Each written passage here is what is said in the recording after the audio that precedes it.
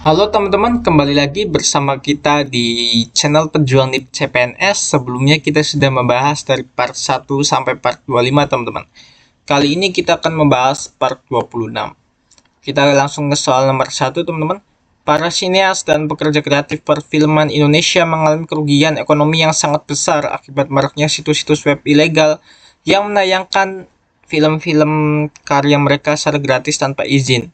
Segera setelah film tersebut dirilis di bioskop, tindakan bela negara yang paling tepat dan berkesadaran hukum dari masyarakat umum sebagai penikmat karya seni adalah soal bela negara teman-teman. Salah satu subtes yang ada di soal TWK CPNS. Oke, kita langsung cek opsinya teman-teman. A. Menonton di situs ilegal tersebut dengan alasan menghemat pengeluaran untuk dialokasikan pada kebutuhan pokok lainnya. Yang B. Secara sadar memboikot situs pembajakan digital, menonton film hanya melalui jalur distribusi resmi seperti bioskop atau platform penayangan legal berbayar, serta ikut mengampanyekan gerakan menghargai hak kekayaan intelektual atau HKI anak bangsa di lingkungan pertemanan. Yang C. Membuat petisi menuntut pemerintah menggratiskan seluruh tiket bioskop di Indonesia agar tidak ada lagi pembajakan. Yang D. Mempelajari cara meretas situs ilegal tersebut untuk kemudian meminta uang tebusan kepada pengelolanya. Kemudian yang E. Berhenti menonton film Indonesia sama sekali dan beralih mengonsumsi film asing gratisan. Oke, kita lanjut ke pembahasannya teman-teman. Di sini, bela negara dalam konteks ekonomi kreatif dapat diwujudkan melalui kepatuhan hukum dan penghargaan terhadap produktivitas sesama warga negara. Pembajakan digital merusak ekosistem industri kreatif nasional dan mematikan mata pencarian para pekerja seni lokal. Pilihan B adalah wujud konkret bela negara nirmiliter, yaitu membangun ekosistem ekonomi yang sehat secara sukarela dari sisi konsumen, mendukung keberlanjutan karya anak bangsa, dan menegakkan hukum moral perlindungan kekayaan intelektual nasional. Jadi jawabannya yang B, teman-teman. Silakan bisa dibaca kembali untuk opsi B dari soal nomor 1 ini, teman-teman.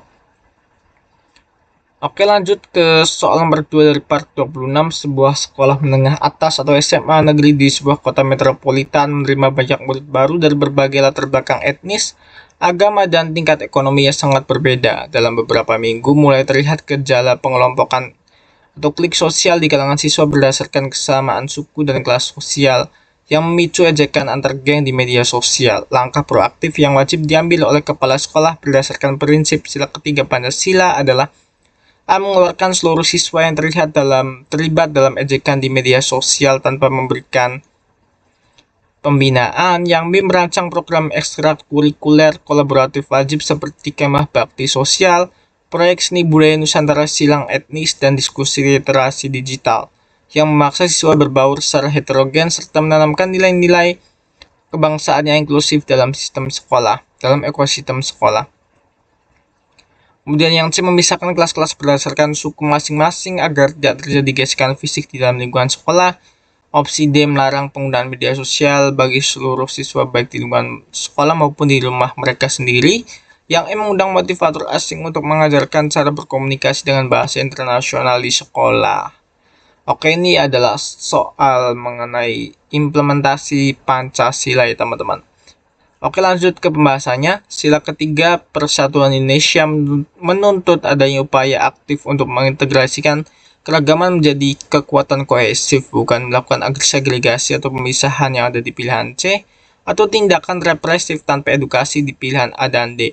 Sekolah negeri adalah laboratorium kecil kebangsaan. Pilihan B mencerminkan kepemimpinan yang bijaksana, yaitu menciptakan ruang perjumpaan kultural yang produktif melalui kegiatan bersama yang inklusif, sehingga sekat-sekat primordialisme melebur menjadi rasa solidaritas kelompok sebagai sesama anak bangsa.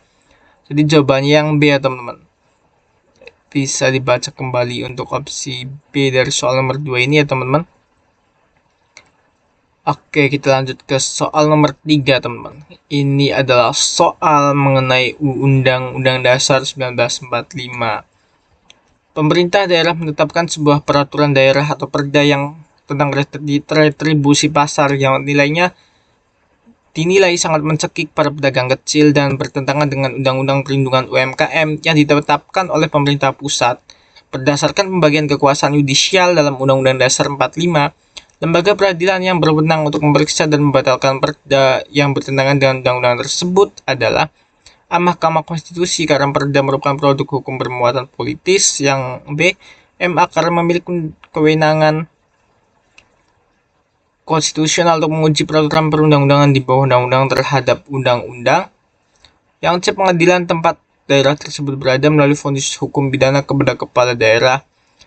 Yang D. Komisi Yudisial karena perbuatan perda tersebut nilai melanggar etika pemerintahan yang luhur. Atau E.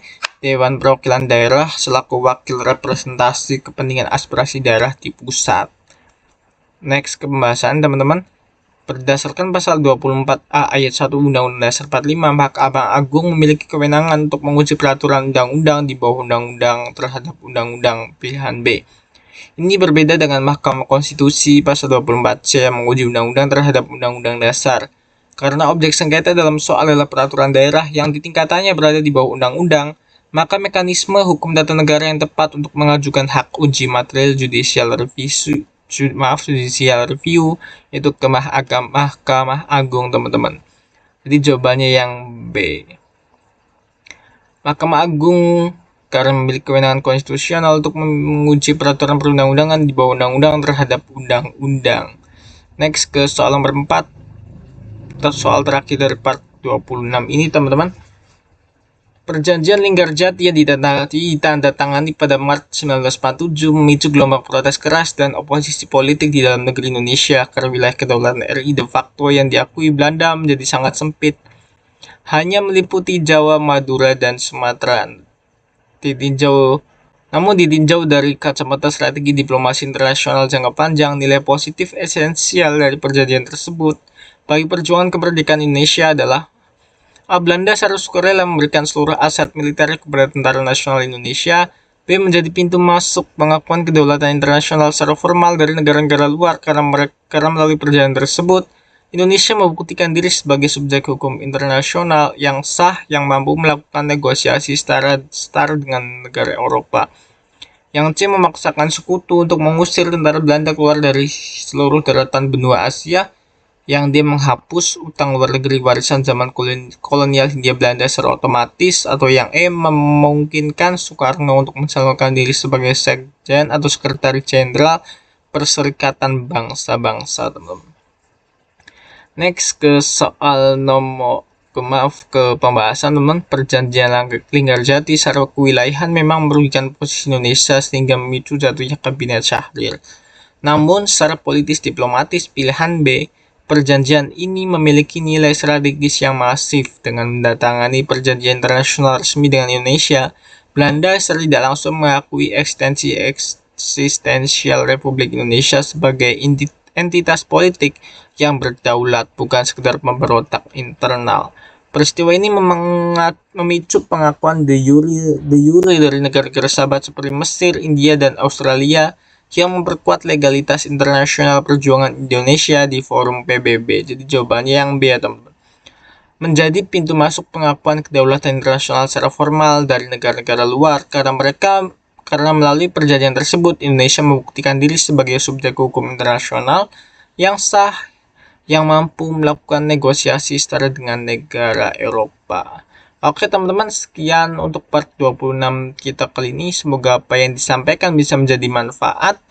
Terima kasih teman-teman, selamat belajar.